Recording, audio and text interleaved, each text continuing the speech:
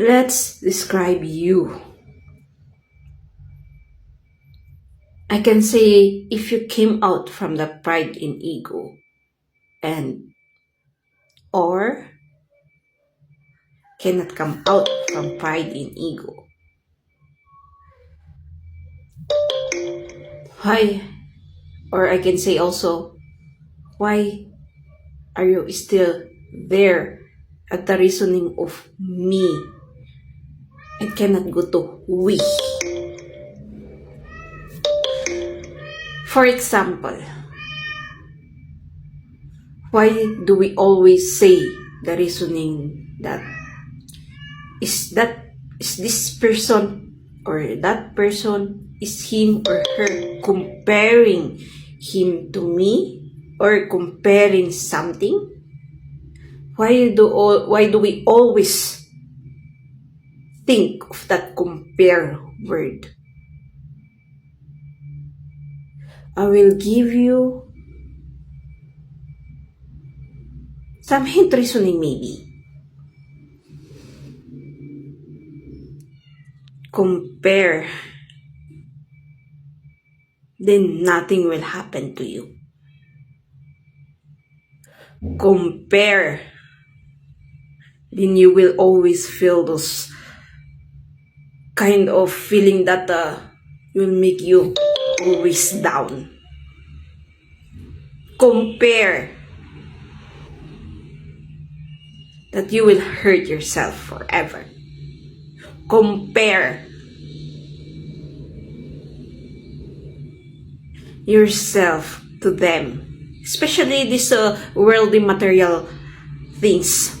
Compare your status in what happened to you. Compare of thinking so, especially the money of what you have and what they have. Compare through your mouth words, and what will your mouth say forever? Even though you didn't volunteer to say, it volunteer itself what to say.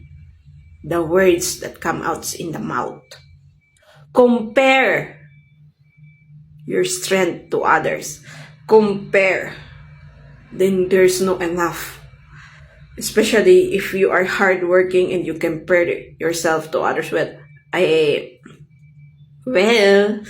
Seems familiar that part.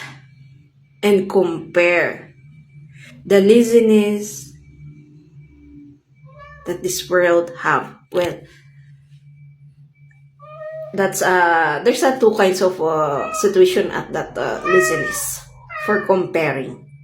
There's a healthy comparing and unhealthy comparing. Yeah, the word comparing has two different reasonings. The unhealthy and healthy also. So compare everything, what happened.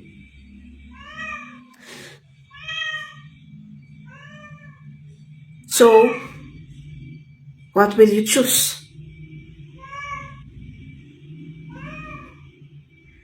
Go on and compare, then complain. That's our problem as being a person. We compare even our thinking actually. We always put that. That's why it volunteers that it compares something to someone. That's why the words that's come out always complain because of that comparing. It's now that always awakening and learning something new because of this spiritual healing journey, awakening. There's an instant that I can say I experience not comparing and complaining something. It feels so good. The peace and freedom is there. That if you put yourself away from this material world, that even thinking that what would happen tomorrow. Even though actually you won't, at the time, I can say, I'm just thinking about these experiences, and you will realize the miracle itself. The experiences through the journey of spiritual and physical. And you will think how nice to have a very peaceful feeling of this kind of situation.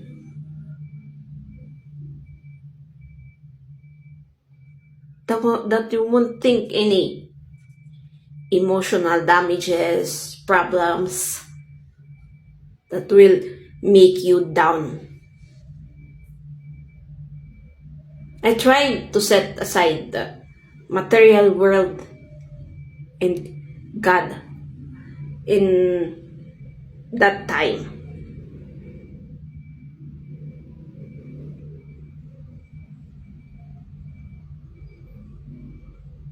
Well, it's blank actually. if you set aside those things. But there's a peace. But if you add more spiritual, which is in our Father's part, and not compare, well, yeah, there's a part that you can still compare through physical world, the material world. You will realize the experiences of suppressing yourself through that stress and depression. That's why we cannot get that me to we. That we always think of me, me, me, me, me. My parents is like this, my family is like this, my friends is like this, my school that I came from is like this, the jobs that I have is like this, the people that I encountered is like this. Then you will look for all of the bad things that happen, not on the bright side. That's why there's always a me. There's no we. Inscribing true things, we have to look for the bright side also, not only the dark side. Example that I always say. Well, I always hear this also from someone in the post. Are you comparing yourself through me? That you are more stronger than me, that that experience we have a different notions, etc. Yes, that I have said to provoke you do more better, right? Why can we still not go out from that?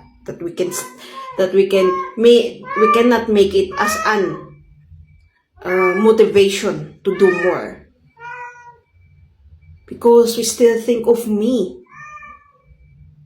We more like to hear advices of nice talk. It's like this. I always hear this one. You are the queen and the princess, so don't mind them talking about you. That's a nice talk. But we don't like the truth that if this happened to you, a situation, bad situation, what will you do? Are you sure? Those kinds of talking, you don't like, right? The straightforward words. And we are thinking it as a compare. So, life, to be strong.